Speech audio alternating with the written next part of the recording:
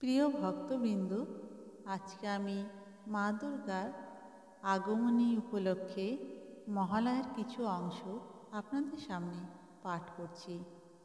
আপনাদের কাছে বিশেষভাবে অনুরোধ জানাচ্ছি, আপনারা দয়া করে আমার চ্যানেলটিকে বেশি বেশি করে সাবস্ক্রাইব করবেন এবং লাইক, কমেন্ট ও শেয়ার করবেন। আমার চ্যানেলটি এগিয়ে নিয়ে যেতে আপনাদের আশীর্বাদ ও সহযোগিতা আমি একান্তভাবে কামনা করি।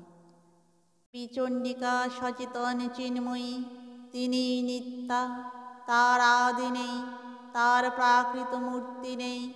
এই বিশ্বের প্রকাশই তার মূর্তি, নিত্যা হয়েও অসুরপীড়িত দেবতা রক্ষণে তার আবির্ভাব হয়।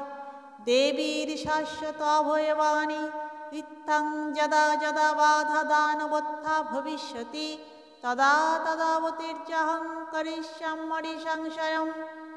পূর্বকল্প অবসানের পর প্রলয়কালে সমস্ত জগৎ যখন কারণ সলিলে পরিণত হল, ভগবান বিষ্ণু অখিল শক্তির প্রভাব সংহত করে সেই কারণ সমুদ্রে রচিত অনন্ত শয্যা পরে যোগ নিদ্রায় হলেন অভিভূত। বিষ্ণুর যোগ নিদ্রার অবসান কালে তার নাভিপদ্ম থেকে জেগে উঠলেন ভাবী কল্পের সৃষ্টি বিধাতা ব্রহ্মা।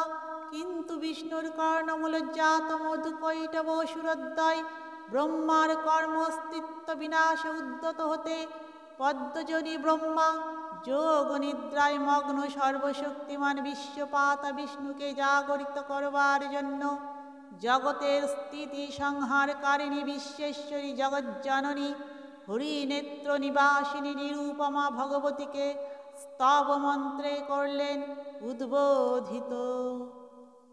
এই ভগবতী বিষ্ণু নিদ্রারূপা মহারাত্রি যোগ নিদ্রা দেবী।